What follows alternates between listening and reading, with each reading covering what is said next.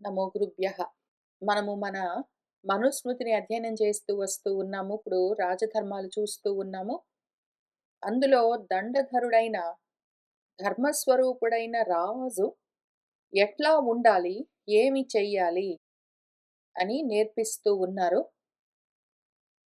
ముఖ్యంగా ఆ దండాన్ని ధరించి ప్రజలను రక్షిస్తూ ఉన్న రాజు శుచి అయి ఉండాలి. సత్యసంధుడై ఉండాలి. ఆయన శాస్త్రానుసారంగా ప్రవర్తిస్తూ ఉన్నవాడై ఉండాలి.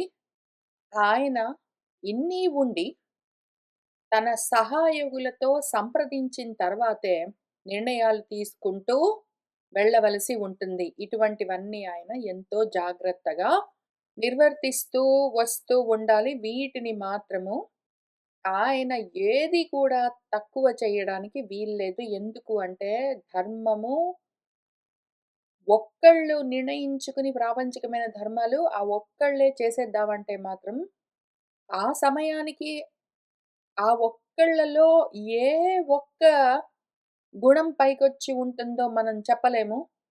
ఆ గుణాన్ని బట్టి కర్మలు, ఆ గుణాన్ని బట్టి ఆలోచనలు, ఆ గుణాన్ని బట్టి మాటలు, త్రికరణాలు ఆ గుణాన్ని బట్టి ప్రవర్తిస్తూ ఉంటాయి గాబట్టి, ఎంతటి అన్నీ తెలిసిన వాడైనా సరే, ఎందుకైనా మంచిది సత్వంతో ఉన్న ఇంకా కొంతమందిని కనుక్కుని నిర్ణయాలు తీసుకోవలసి ఉంటుంది.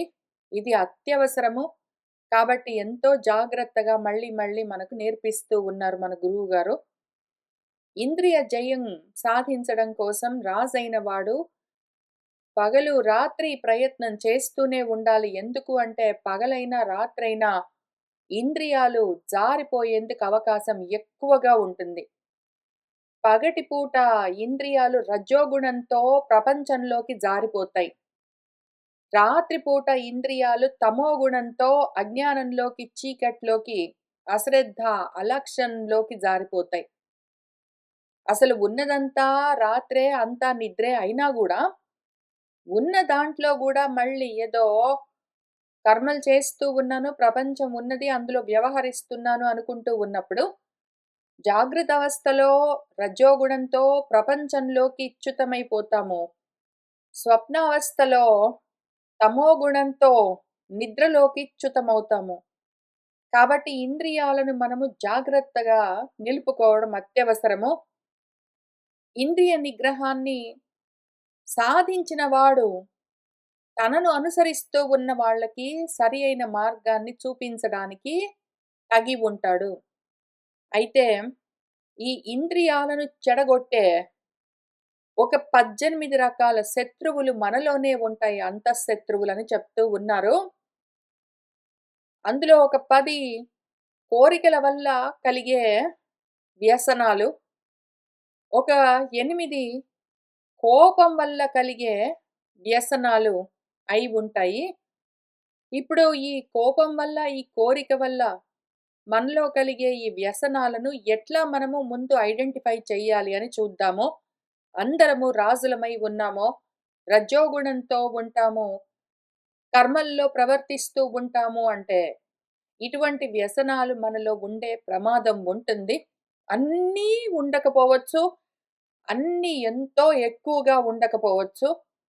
కొన్ని కొన్ని కొంతగా ఉండొచ్చు. కొన్ని కొన్ని అసలు ఉండకపోవచ్చు. కొన్ని కొన్ని చాలా ఎక్కువగా ఉండొచ్చు.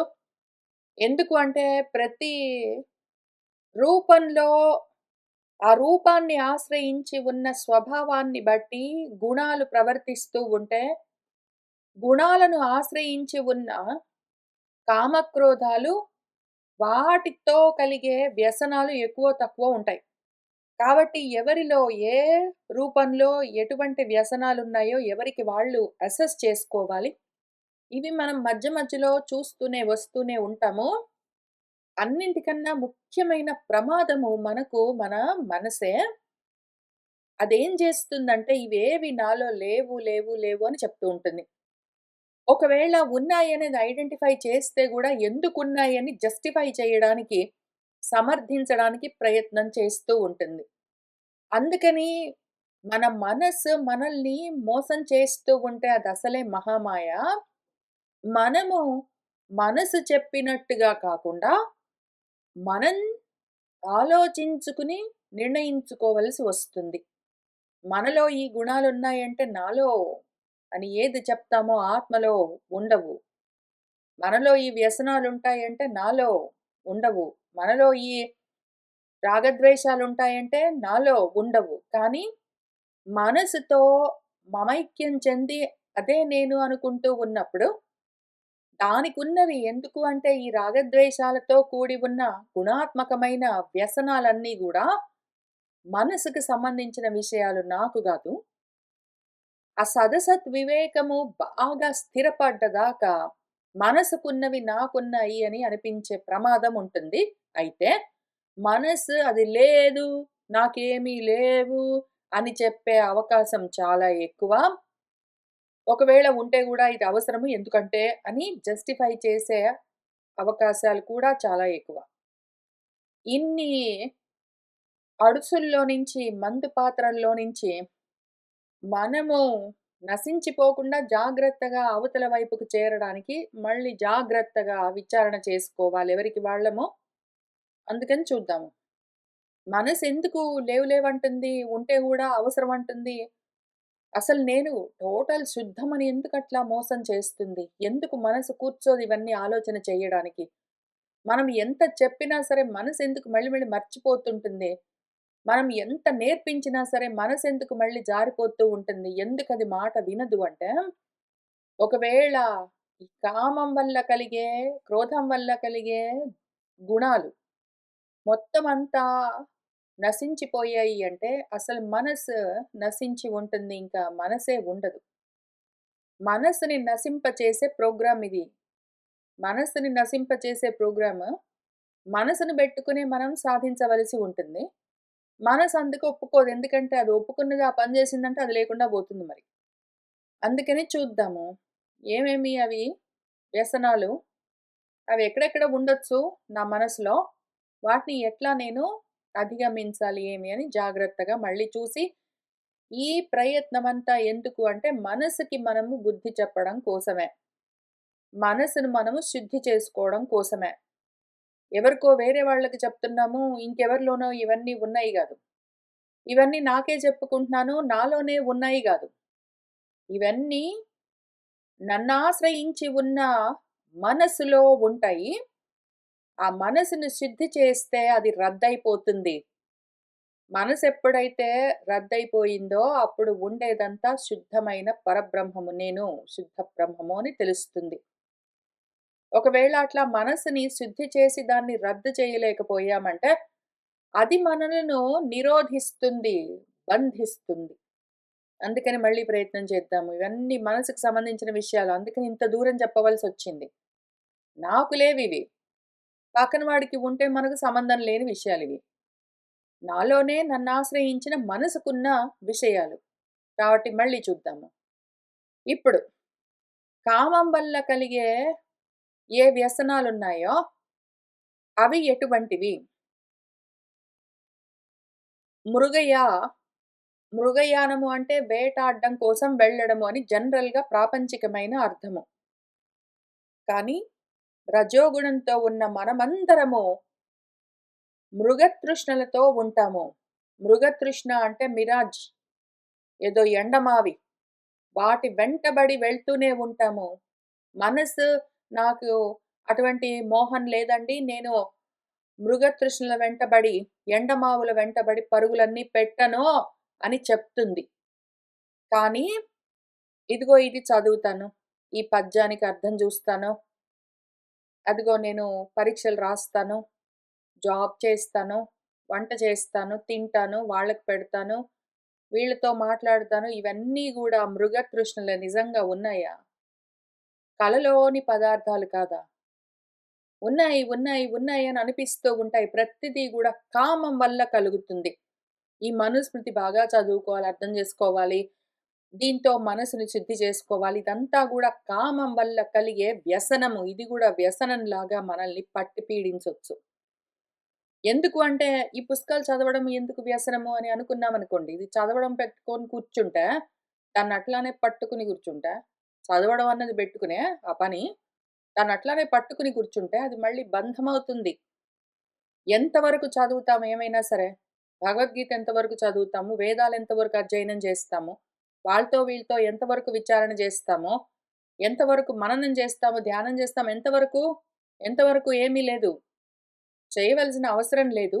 కానీ మనసు ఉన్నదని అనిపిస్తున్నది కాబట్టి దాన్ని మాయం చేసేంత వరకు మాత్రమే. ఇవన్నీ వదిలిపెట్టిపోవడానికి సిద్ధమై వీటిని పట్టుకోవాలి. ఇవన్నీ నిజంగా లేవు మృగతృష్ణలో అన్న విషయాన్ని వదిలిపెట్టకుండానే వీటిని పట్టుకోగలగాలి. ఆ విధంగా చేస్తేనే మనసుకి ఇదంతా మాయ అని మనము నేర్పించగలుగుతాము. కాబట్టి మృగతృష్ణ ఇక్కడ మృగయ అని రాస్తే వేటాడ్డం గదా! రాజులు అప్పుడెప్పుడో పాత కాలంలో వేటాడడానికి వెళ్ళేవాళ్ళటండి. ఈ కాలంలో ఎవరు వెళ్తున్నారు? ఒకవేళ వేటాడడానికి వాటికి వెళ్తే గవర్నమెంట్ పట్టుకుంటుంది. ఫైన్‌లన్నీ వేస్తుంది. అవసరమైతే జైల్లో గూడా వేస్తుంది. కాబట్టి నిజంగా వేటాడడానికి ఎవరు వెళ్తున్నారు? ఏమీ లేదండి. అబ్బబ్బా! అసలు గన్నులెక్కడున్నాయి? వాటికి లైసెన్స్‌లెక్కడున్నాయి? అసలు ఎవరి చేతుల్లో ఉన్నాయి? ఉంటే మనుషుల్ని వేటాడడానికి బయలుదేరుతుంటారు గాబట్టి గవర్నమెంట్ ఒప్పుకోదు. అందుకని ఇదేమీ లేదు. అసలు నిజంగా గూడా బయట ప్రపంచంలో లేనే లేదండి ఈ కాలంలో. నాకెక్కడున్నది ఇంట్లో ఉంటాను, లేకపోతే ఉద్యోగం చేసుకుంటాను, ఏదో పిల్లల్ని జూసుకుంటాను అని అనాలనిపిస్తుంది కానీ, మృగ అన్నప్పుడు ఇక్కడ తృష్ణ అని మనము కలుపుకోవాలి. తృష్ణ అంటే కోరిక. ఆ తృష్ణ చేతనే ఈ మృగము అంటే అర్థమేమి అంటే వెతుకుతూ ఉండడము అని అర్థము. మృగము అన్న దానికి అర్థము ఏదైతే ఏదో ఒకటి కావాలి అని వెతుకుతూ తిరుగుతూ ఉండడం ఏదున్నదో, లేని పదార్థాల వెంటబడి వెతుకుతూ తిరగడాన్ని మృగత్వం అని పిలుస్తారు. ఆ మృగత్వాన్ని పొంది ఉన్న వాళ్ళే ప్రతి పశువులు. పాశాలతో బద్ధులై కర్మపాశాలతో, కామపాశాలతో జన్మలని పుచ్చుకుని ఉన్నవాళ్ళు ప్రతి వాళ్ళు మృగమే అయి ఉంటారు. తృష్ణలతో కూడి మృగతృష్ణలతో ఉంటారు. కాబట్టి ఏమి చెయ్యాలి అని ఆలోచన చేసుకుని, ఏది చేస్తున్నా సరే ఇదంతా గూడా మృగతృష్ణ, కలలోని స్వప్నం లాంటిదిది అని వాళ్ళు అనుకుంటూ ఉండాలి. దాన్ని వదిలిపెట్టకుండా అదే పనిగా ఆలోచిస్తూ ఉండడం, విచారణ చేస్తూ ఉండడము, ఈ మృగతృష్ణ అన్న కామం వల్ల కలిగిన ఏదైతే వ్యసనమున్నదో అందులో నుంచి బయటపడేందుకు మార్గము. లేకపోతే ఏమవుతుంది, ఇవి చదవడం అన్న వ్యసనంలాగా మనల్ని పట్టి పీడిస్తుంది. ఆ తర్వాత ఏదైనా సరే ఇక్కడున్నవేవైనా సరే కామం వల్ల కలిగే వాటన్నింటిని పట్టుకున్నా గూడా ధర్మంగా కనిపించినవి స్వాధ్యాయము, ప్రవచనము, అక్రోధము, సత్యము, దయ, భూతేషు ఇట్లాంటివన్నీ ఏవి పట్టుకున్నా సరే వదిలిపెట్టడానికి, దాటిపోవడానికి సిద్ధమై వాటిని పట్టుకోవాలి. వాటికి వ్యతిరేకంగా ఉన్నవేవున్నాయో నిర్దయ, క్రోధము, అసత్యము లాంటివన్నింటిని ఇప్పుడే వదిలిపెట్టాలి. అసలు టెక్నికలీ సత్యము లేదు, అసత్యము లేదు, క్రోధము లేదు, అక్రోధము లేదు అన్నీ మాయ. కానీ ఉన్నాయని అనిపిస్తూ ఉన్నంత వరకు మాత్రము ధర్మాన్ని ఆచరించాలనుకున్నంత వరకు అధర్మాల్ని వదిలిపెట్టి ధర్మాన్ని ఎట్లా పట్టుకోవాలి? వదిలిపెట్టడానికి సిద్ధమై పట్టుకోవాలి. ఆ తర్వాత అక్షములు. అక్షములంటే ఇంద్రియాలు. మన ఇంద్రియాల వల్ల మనకు ఎన్నో వ్యసనాలుంటాయి. ఒక్కొక్క ఇంద్రియం పెట్టుకొని మనము ఎన్నో రకాల వ్యసనాలతో ఉంటాము. ముఖ్యంగా నాలుక అన్న ఇంద్రియం అక్షమేదున్నదో దానివల్ల మనకు ఉండే వ్యసనము అత్యంత ఎక్కువగా ఉంటుంది. కాఫీ తాగకపోతే ఉండలేను. ఇది మాత్రమే తింటాను. అది తినకపోతే నాకు మనసంతా ఎట్లానో ఉంటుంది. అని ఈ రకంగా తిండి గురించి మాత్రం చాలా ఎక్కువగా ఉంటుంది వ్యసనము. అక్షములకు సంబంధించిన వ్యసనాలు మనలో ఎక్కువగా ఉంటాయి. నాలో ఈ అక్షం లేదండి. అక్షమన్న వ్యసం అంటే అక్షము అంటే ఏమి పాచికలాడడం, గ్యాంబ్లింగ్ చేయడము, జూదాలవన్నీ ఆడడం నాకు లేవండి అని అనాలనిపిస్తుంది. అది ప్రాపంచికమైన అర్థము. ఏవైతే ఏదో గ్యాంబ్లింగ్స్ చేయడము, అక్షములన్నీ పాచికలన్నీ పెట్టుకోవడము అట్లాంటివన్నీ చేయడం ప్రపంచంలో ఉంటుంది. అది మంచిది కాదని తెలుసు. కాబట్టి పోలీసులు ఉంటారు, గవర్నమెంటు ఉంటుంది. వాటిని కంట్రోల్ చేస్తూ ఉంటుంది. కొంచెము ప్రమోటింగ్ చేస్తూ ఉంటుంది. ఏంటో చేస్తుంటుంది గవర్నమెంట్ దాని బ్యాలెన్స్ షీట్ కోసము ఇంతకీ మనుషులు గూడా వాళ్ళ వ్యసనాల్ని బట్టి, వాళ్ళ రుచులను, అభిరుచులను బట్టి ఏదో జేస్తుంటారు. అది సరే, అది ఎట్లైనా ప్రపంచంలో అక్షం మంచిది గాదు. కానీ మనలో అక్షములున్నాయి. మనలో ఇంద్రియాల పక్షంలో ఉన్న రకరకాల ఇష్టానిష్టాలు ఒక్కొక్క అక్షాన్ని బట్టి కొన్ని కొన్నైతే మరీ వ్యసనంగా ఉంటాయి. కాఫీ తాగకుండా ఉండలేనన్నంత స్థితిలో ఉండే వ్యసనం ఎందుకు? నాలుక పీక్కుని పోతున్నది, నాకు కావాలనిపిస్తున్నని అన్నంత వ్యసనం ఎందుకు? ఇంక మద్యపానాలు అట్లాంటివైతే ఎవరైనా ప్రపంచంలో మంచిది కాదనే చెప్తారు. ఇంక అంత దూరం గూడా అవసరం లేదు. నాలుకకు సంబంధించి ఎక్కువ. ఆ అక్షం అయిపోయినాక నెక్స్ట్ సెకండ్ వన్ స్పర్శలు కావాలి. థర్డ్ మంచి మంచి శబ్దాలు కావాలి. నా బిడ్డలు, నా భర్త, నా భార్య, మా అమ్మ, నా స్నేహితులు మాట్లాడుతూ ఉంటే వినాలి. చక్కటి మ్యూజిక్ అంతా వినాలి అట్లాంటివి. 4 ఏదో మంచి మంచి వాసనలు కావాలి. 5 ఏవో చక్కటి దృశ్యాలు కావాలి.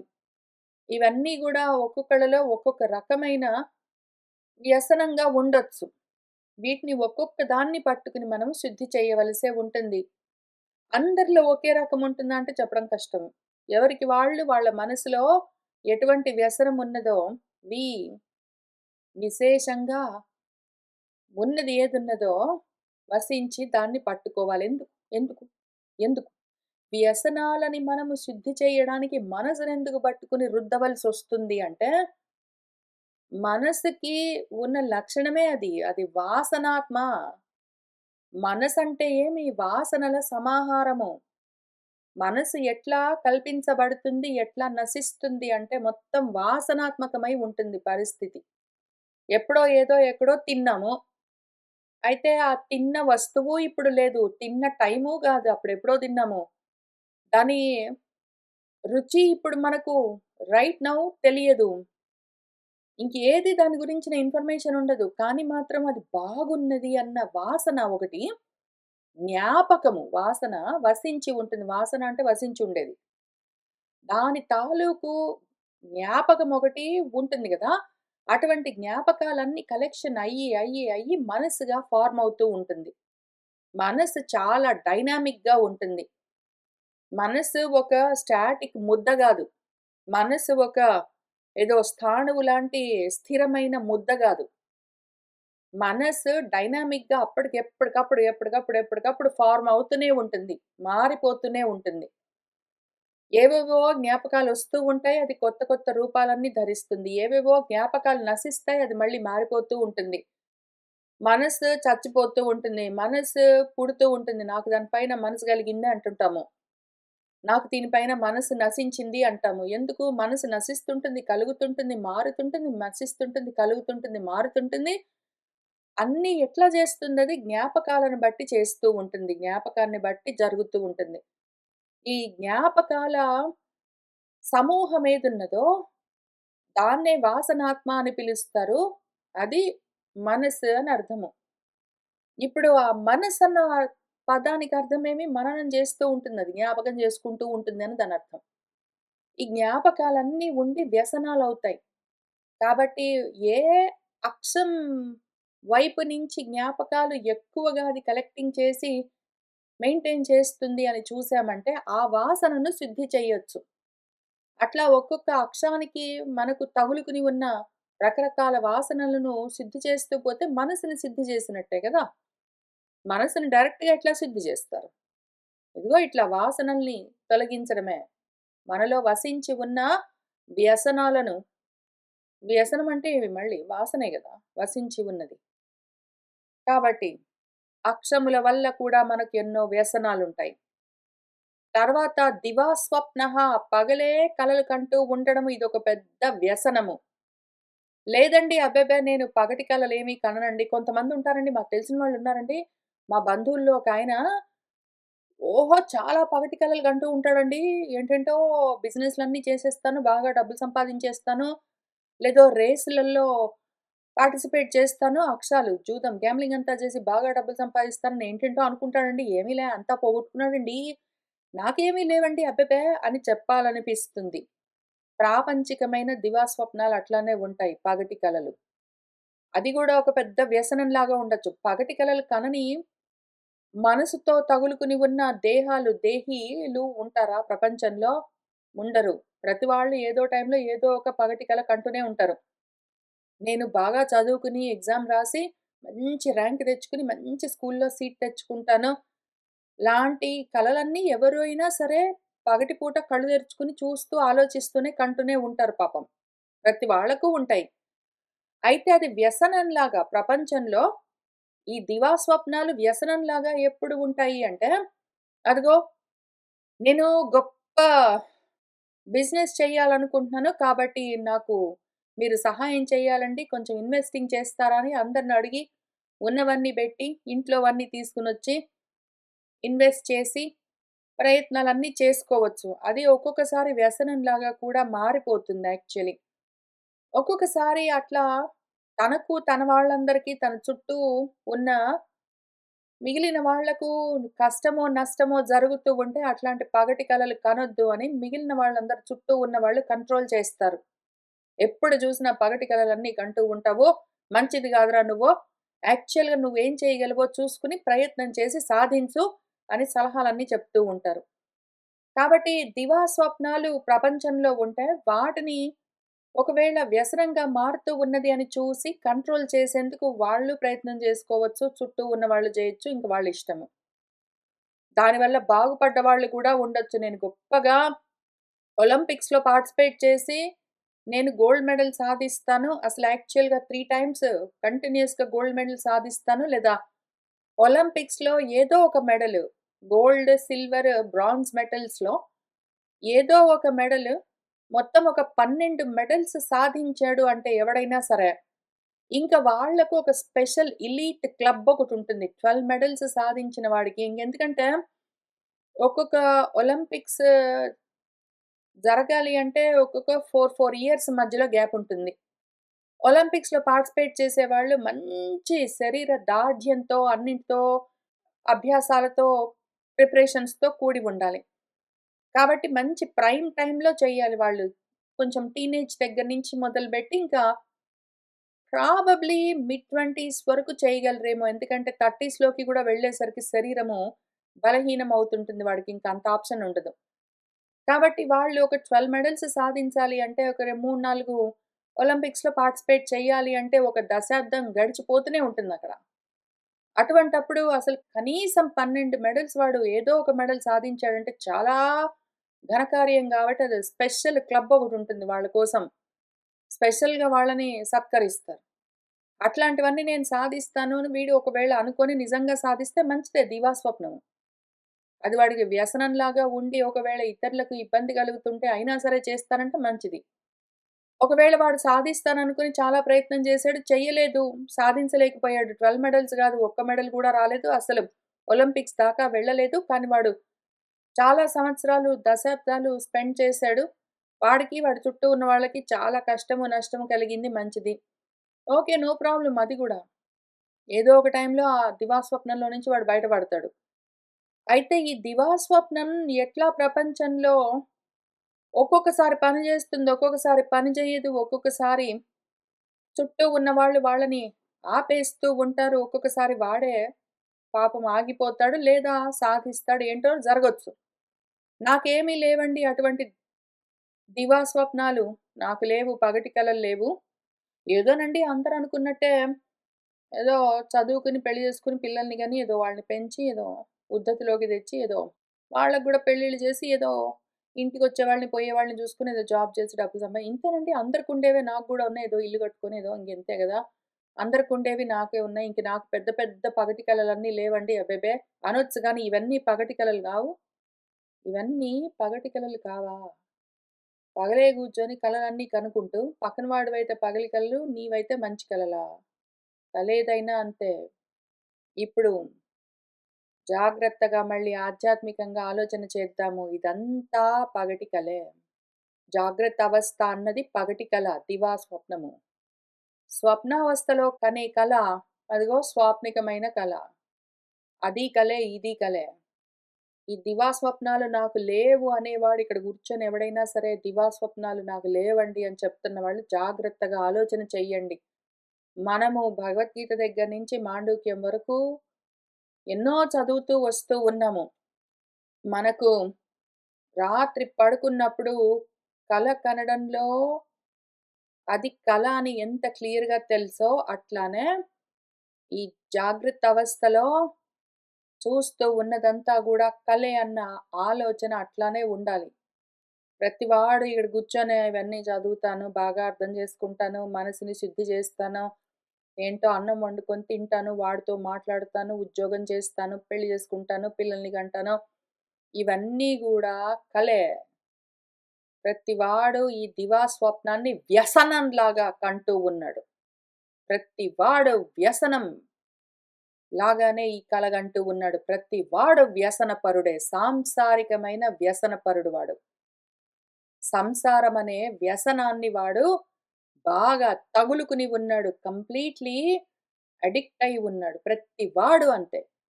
ఇక్కడ కూర్చొని ఎంత విన్నా సరే మళ్ళీ అంతే. ఇల్లు, పిలుకున గుర్తుకొస్తూనే ఉంటాయి. అవి కావాలని అనిపిస్తూనే ఉంటాయి. వదిలిపెట్టలేకుండా ఉంటారు ఆ వ్యసనాన్ని. ఏదో నిజంగా ప్రాపంచికమైన వ్యసనాలంటే నేను ఒలింపిక్స్‌లో పార్టిసిపేట్ చేస్తాను. లేదా నేను గొప్ప డాక్టర్‌నవుతాను, బ్రెయిన్ సర్జన్ అవుతాను. లేకపోతే నేనొక గొప్ప ఇండస్ట్రీ అంతా సాధిస్తాను. గొప్ప పాలిటీషియన్ అవుతాను. మొత్తం ప్రపంచంలోని రాజ్యాలన్నింటిని, కంట్రీస్ అన్నింటిని నా పాలనలోకి తీసుకొని వస్తాను అని ఇట్లాంటివన్నీ దివా స్వప్నాలు, పగటి కలలు కనొచ్చు, అవ్వచ్చు, పోవచ్చు అనుకోవచ్చు గానీ, అంతవరకు గూడా గాదు. అటువంటి వ్యసనాలే గాదు. అస్సలు జాగ్రత్త అవస్థలో ఈ జగత్తు నిజంగా ఉన్నది అని అనుకోవడమే. అందులో ఉన్న కర్మలను నేను చేస్తాను, చెయ్యాలి, ఇది నా ధర్మము అనుకోవడమే దివా స్వప్నం కాదా? పగటి కల గాదా ఇదంతా? జాగ్రత్త అవస్థలోని కల మాండూక్యం చెప్పినట్టు. కాబట్టి దివా స్వప్నమన్న వ్యసనము మనలో ఎందుకు కలుగుతుంది అంటే, కామం వల్ల, కోరికల వల్ల. కొడుకు గావాలి, కూతురు గావాలి, భర్త గావాలి, భార్య గావాలి, అమ్మ గావాలి, నాన్న గావాలి, ఇల్లు గావాలి, పిల్లిగూరు గావాలి, ధర్మం గావాలి, దేవుడు గావాలి, ఏవో అనుభవాలు కావాలి, కావాలి, కావాలి అన్న కామం వల్ల కదూ మనకు మనమే ఈ అవస్థలన్నింటిని సృష్టించుకున్నది. దీన్ని మించిన వ్యసనం ఇంకొకటేదైనా ఉన్నదా మనకు? అసలు నిజంగా దీన్ని మించిన వ్యసనం. ఈ వ్యసనంలో నుంచి బయటపడడం కోసమే గదా ఇన్ని చదువుతున్నది. ఈ కలలో నుంచి బయటపడడం కోసమే గదా ఇంత సాధన చేస్తున్నది. సాధన అన్న నెపం బెట్టుకొని ఇంకో రకం రకరకాల కలలన్నీ కంటూ ఉన్నది. దివా స్వప్నాన్ని అసల అక్షముల వల్ల కలిగే, ఇంద్రియాల వల్ల కలిగే వ్యసనాల కన్నా గూడా, మృగతృష్ణల వెంటబడిపోయే వ్యసనాల కన్నా గూడా, దివా స్వప్నం అసలు యాక్చువల్‌గా పగటి కల కనుకుంటే నాకు పగటి కలలు లేవండి అని అసలది పగటి కల అని అనుకోవడానికి జ్ఞాపకం గూడా రాదది. లేకపోతే పరివాదం చేస్తూ ఉంటాం. ఇదొక పెద్ద వ్యసనము ప్రపంచంలో చెప్పుకోవాలి అంటే పరివాదము. వాళ్ళ గురించి వీళ్ళకు, వీళ్ళ గురించి వాళ్ళకు అక్కర్లేని మాటలు గాసిప్పింగ్ అంతా చేయడం. గాసిప్ చెయ్యడం అంతా పరివాదము. అటువంటి పరివాదం గాసిప్ చేసేవాడెవడైనా ఉన్నాడు అంటే మిగిలిన వాళ్ళు వాడినెట్లైనా తృణీకరిస్తారు. తృణప్రాయంగా జూస్తారు వాడిని. వాడెట్లైనా క్రెడిబిలిటీ పోగొట్టుకుంటాడు. వాడింకెప్పుడైనా ఏదైనా చెప్తే గూడా పక్కన వాళ్ళు ఎట్లైనా వినరు. వాడే ఇట్లాంటి అలవాట్లో నుంచి, ఈ వ్యసనంలో నుంచి, గాసిప్ అన్న వ్యసనంలో నుంచి వాడే బయటపడాలి. ఎంతటి వాడికైనా ఈ లక్షణం ఒకటుంటుంది. ఎంత వాడి మాటలను నిగ్రహించుకోవడానికి ట్రై చేసినా సరే, ఎంత వాడి మాటలను మనసులోని ఆలోచనలను వాడు తన వశంలో ఉంచుకోవడానికి ట్రై చేసినా సరే, ప్రతివాడు ఏదో ఒక టైంలో పక్కన వాడి గురించి ఇంకెవడికో చెప్తూనే ఉంటాడు. తప్పనిసరిగా జరుగుతూనే ఉంటుంది ఆటోమేటిక్.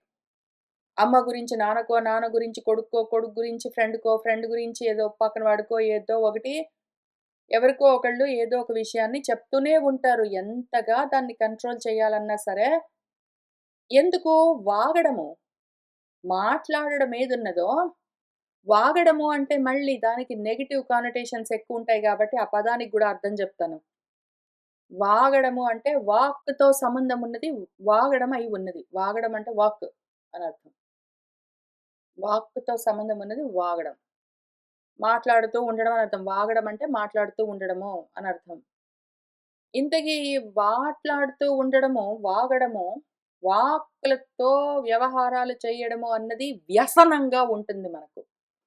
పరివాదము అంటే వాడి గురించి వీడికి, వీడి గురించి వాడికి గాసిప్‌లాగా చెప్పడము అని ప్రపంచంలో దానికి జనరల్‌గా అర్థం ఉన్నా గూడా, దానికి యాక్చువల్ అర్థమేమి అంటే పరిపరి విధాలుగా అంటే ఉపరి ఇంక మించి వాదనము మాట్లాడుతూ ఉండడము. మాటలు మనకొక పెద్ద వ్యసనము. మనము మాట్లాడకుండా ఉండలేము. ఎవరు దొరక్కపోతే మనతో మనమైనా మాట్లాడుకుంటూ ఉంటాము. మనసులోనైనా మాట్లాడుతూ ఉంటాము. మాటలు లేకుండా అస్సలు కుదరదు. ఎందుకు? మాటలు ఏదో రూపంగా మాటలు వ్యవహారాలకి అవసరము. దివా స్వప్నంలో ఉన్న మనము వ్యవహారాలకు తగులుకుని ఉంటాము. దివా స్వప్నంలో అక్షములతో, ఇంద్రియాలతో, మృగతృష్ణల వెంటబడి ఏవేవో కోరికలతో పరిగెడుతూ ఉన్న మనము వాక్కులతోటే వ్యవహారాలు చేయవలసి వస్తుంది. పరివాదము లేనివాడు అంటే ఏదో విధంగా దేని గురించో దాని గురించి వాగడం అన్నది లేనివాడు ఒక్కడు గూడా ఉండడు. ఒకవేళ భౌతికంగా వాళ్ళ దేహానికి ఒకవేళ కుదరకపోతే చేతులతోటైనా సరే, సంజ్ఞలతోటైనా సరే, ఇంకేదో రకంగానైనా సరే వ్యవహారాలు చేస్తూనే ఉంటారు. వాక్కులు నోటి ద్వారానో, చేతులతో రాయడం ద్వారానో ఏదో విధంగా లేకుండా ఉండడం అన్నది ఉండనే వాక్కులు వాగడం అన్న వ్యసనం ఇంకా దాన్ని మించింది లేదు.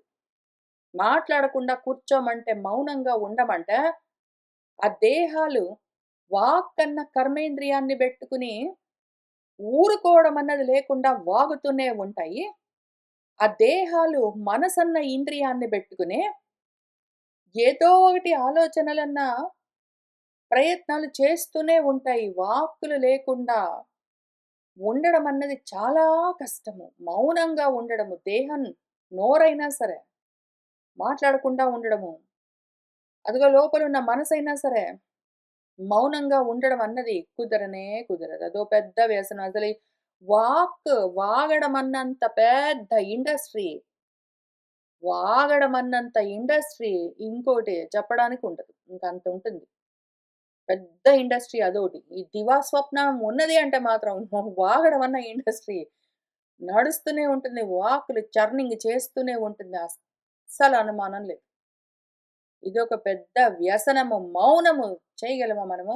ఈ స్వప్నంలో నుంచి దివా స్వప్నాలు పగటి కల ఇదంతా పగటి కల అని ఆలోచన చేస్తూ, ఆ పగటి కల లాంటి జగత్తుతో ఉన్న అసత్ పదార్థాలతో వ్యవహారాలన్నింటిని కట్ చేసి, అక్షములన్నింటినీ విత్‌డ్రా చేసి, అన్ని రకాల వాదనలను, వాక్కులను, వాగడాలను ఆపేసి మౌనంగా, క్వైట్‌గా అట్లా ఉంటామా? ఉండలేము. అట్లా ఉంటే అసల వ్యవహారాలు నడవదు, దేహం ఉండదు, మనసు ఒప్పుకోదు. కాబట్టి దేహేంద్రియ మనోప్రాణాలు జగత్తుతో లావాదేవీలన్నీ బెట్టుకుని నిన్ను లాగుతూనే ఉంటాయి. అవి వాగుతూనే ఉంటాయి. అవి వాగుతూ నిన్ను అందులోకి లాగుతూనే ఉంటాయి.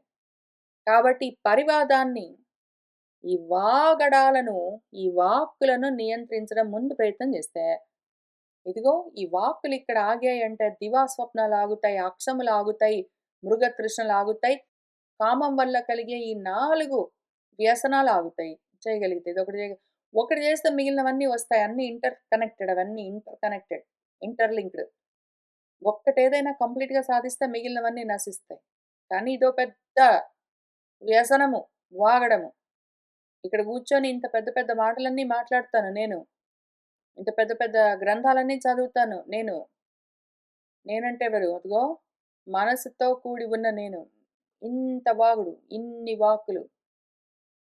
మౌనంగా ఉన్నప్పుడు గదా తెలుస్తుంది. కానీ అది కలిగేంత వరకు ఇది చేయవలసి ఉంటుంది. ఇది చేస్తున్నంత వరకు అది కలగదు. ఎంత ప్రాబ్లమాటిక్ సిట్యుయేషన్ అంటే మౌనం కలిగేంత వరకు వాక్కులు ఉంటూనే ఉంటాయి. అయితే కానీ వాక్కులాగితేనే మౌనం గలుగుతుంది. అది విషయము ఇంతకి. సరే ఇంకా ఉన్నాయి. 10 వ్యసనాల్లో 4 జూసాం. ఇంకొక 6 ఉన్నాయి. మన కామం వల్ల కలిగేవి. కోరికలుంటేనే ఏదో కోరికుంటేనే వాడితో వీడితో మాట్లాడేది. ఏదో కోరికుంటేనే పగటి కలలన్నీ గనేది. ఏదో కోరికుంటేనే ఇంద్రియాలతో ఏవో రమించేది. ఏదో కోరికలుంటేనే మృగతృష్ణ వెంటంతా బడి, మృగత్వంతో వెతుకుతూ అది గావాలి, ఇది గావాలని వేటాడుతూ వెళ్తాము. ఇవి లేకపోతే అదుండదు. అది లేకపోతే ఇవుండవు. కానీ అన్నీ అట్లా కూడి ఉంటాయి. అన్నీ కుప్పబోసినట్టు మనసై మనను బంధిస్తూ ఉంటాయి. సరే ఇంతకి విచారణైతే చేద్దాము. ఇదంతా కల అని చూస్తూ వ్యవహారాల్ని తగ్గించుకుంటూ పోవడానికి ప్రయత్నమైతే చేద్దాము. ఈ కలలో నుంచి ఏదో విధంగా బయటపడడానికి ప్రయత్నం చేద్దాము. లేదా మానుకుందాము. మనిష్టం. ఇప్పటికి ఇక్కడికి ఆపుతాను. శుభం భవతు.